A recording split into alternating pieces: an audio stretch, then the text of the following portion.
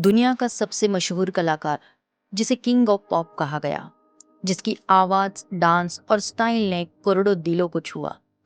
लेकिन उसकी जिंदगी में थी कुछ ऐसी सच्चाइयां जो कभी पूरी दुनिया को नहीं बताई गई। ये है माइकल जैक्सन की अनकही कहानी।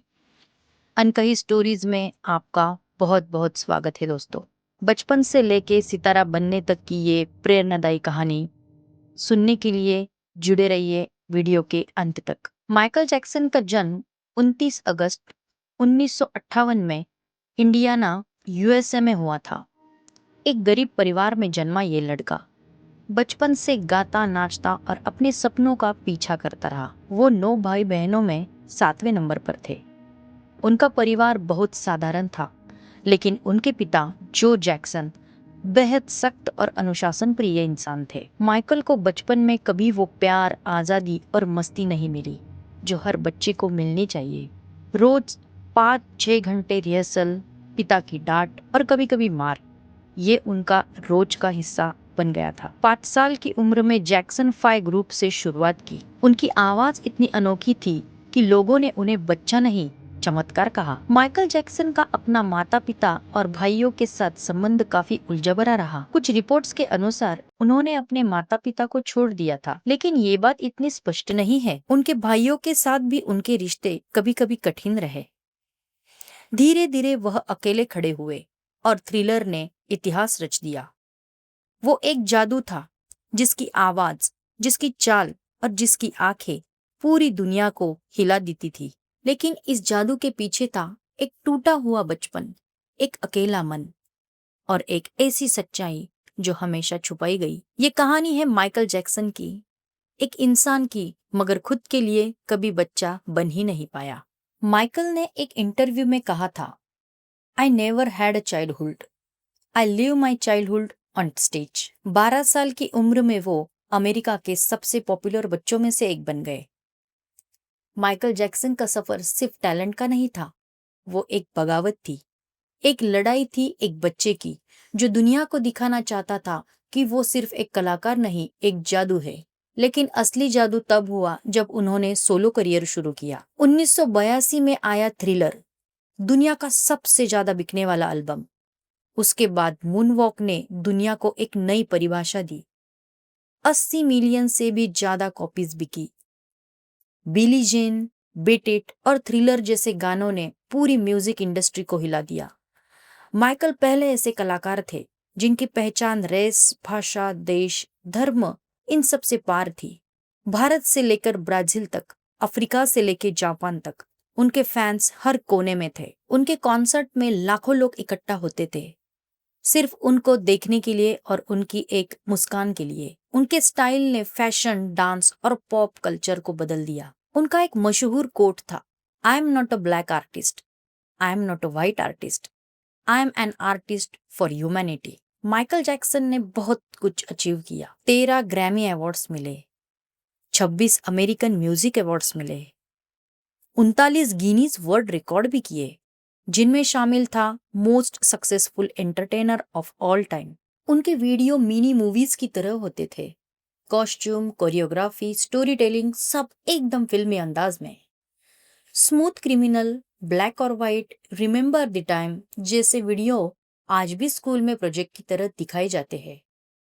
माइकल ने म्यूजिक वीडियो में पहली बार मोशन इफेक्ट्स, मॉर्फी और 3D कंसेप्ट लाए। उन्होंने साउंड मिक्सिंग, बीट लेयरिंग और प्रोडक्शन को एक नए स्तर पर पहुंचाया। उनके बिहाइंड द सीन्स काम ने पूरी म्यूजिक इंडस्ट्री को इंस्पायर कर दिया। माइकल सिर्फ एंटरटेनमेंट नहीं करते थे, उनके गानों में दर्द था, सोशल मैसेज था। अर्थ सॉन्ग ने प्रकृति और पर्यावरण की आवाज उठाई। They don't care about us ने रेसिज्म और सामाजिक भेदभाव पर सवाल उठाया। उनका मिशन था हील द वर्ल्ड, न सिर्फ संगीत से बल्कि भावनाओं से, इंसानियत से। माइकल जैक्सन वो कलाकार थे जो हर ताल में अपनी आत्मा डालते थे। उनके लिए संगीत एक पूजा थी, मंच एक मंदिर था और फैंस उनका परिवार। माइकल जैक्सन को विटिलिगो नाम की स्किन डिसऑर्डर थी, जिससे उनकी त्वचा का रंग सफेद होता गया। उनके डॉक्टरों ने उन्हें सूरज से दूर रहने की और कुछ खास दवाइयां लेने की सलाह दी, लेकिन कॉस्मेटिक सर्जरी ने उनके चेहरे को पूरी तरह से बदल दिया। और कई बार माइकल इंसोम्निया, नींद न आने की बीमारी से जूझ रहे थे। उनके शरीर में बार बार दर्द होता था।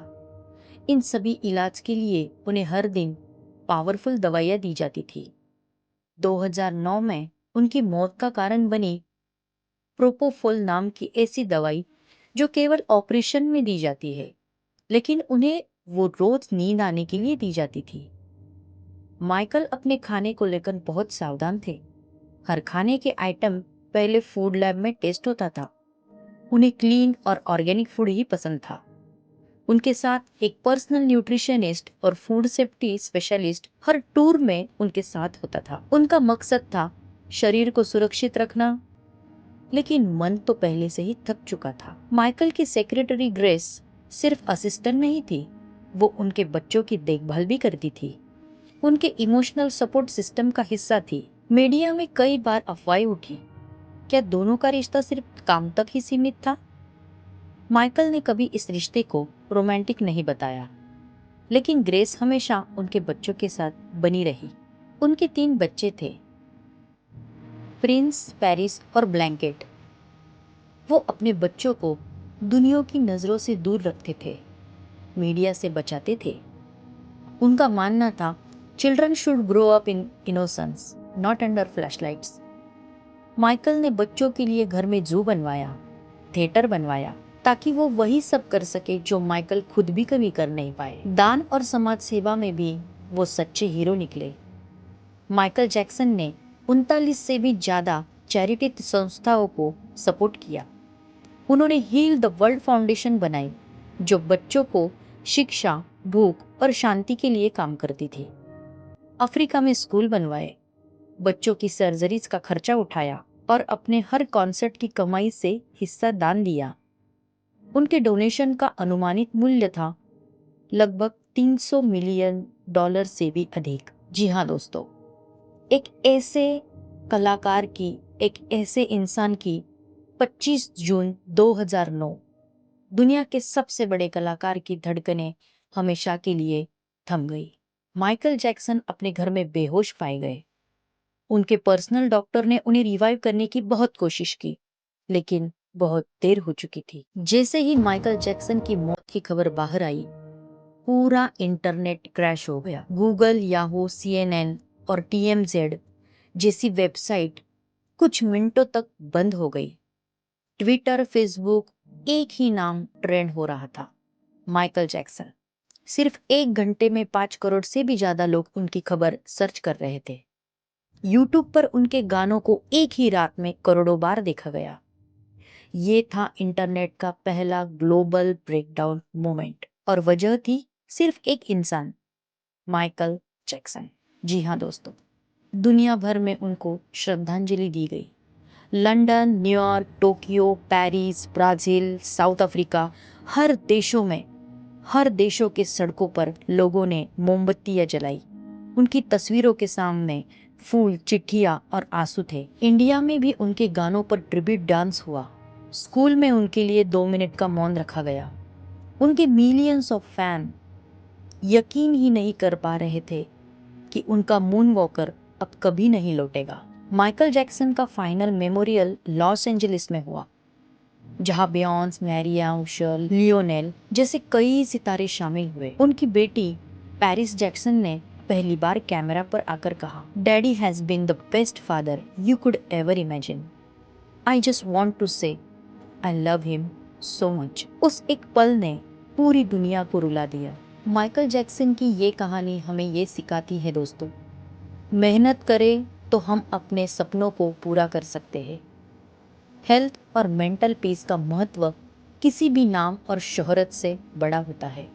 जीवन में चुनौतियां हमें मजबूत बनाती है, और उनका सामना करने से हम और भी बेहतर इंसान बन सकते हैं। हमें भी अपने निर्णयों पर विचार करना चाहिए और आवश्यकता पड़ने पर उन्हें सुधारने का साहस रखना चाहिए। उन्होंने अपने रूप और स्वास्थ्य को लेकर कुछ अत्यधिक कदम उठाए, जैसे कि प्लास्टिक सर्जरी। यह हमें सिखाती है कि हमें स्वयं को समझदारी से अपनाना चाहिए और अवास्तविक अपेक्षाओं से बचना चाहिए। एक सच्चा इंसान अपने बच्चों और समाज के लिए हमेशा कुछ छोड़ ही जाता है, एक पहचान, एक उम्मीद। माइकल जैक्सन ने कभी अपनी सच्ची तकलीफें नहीं बताई, लेकिन उनकी आंखें, उनका संगीत, उनका दिल सब कुछ बयां करता था। वो सिर्फ एक पॉप स्टार नहीं थे, एक टूटी हुई आत्मा थी जिसने पूरी दुनिया को अपनी मुस्कान दी। आज जब आप उनका गाना सुने तो उनकी मुस्कान के पीछे का दर्द जरूर महसूस कीजिए, क्योंकि यही है एक इंसान की अनकही कहानी। दोस्तों, इस कहानी ने अगर आपके दिल को छुआ है तो ऐसी ही और बेहतर और सच्ची कहानियां, प्रेरणादायी कहानियां सुनने के लिए अनकही स्टोरीज को सब्सक्राइब जरूर कीजिए। मिलते हैं एक और नई और सच्ची और अनकही स्टोरीज के साथ। तब तक के लिए गुड बाय।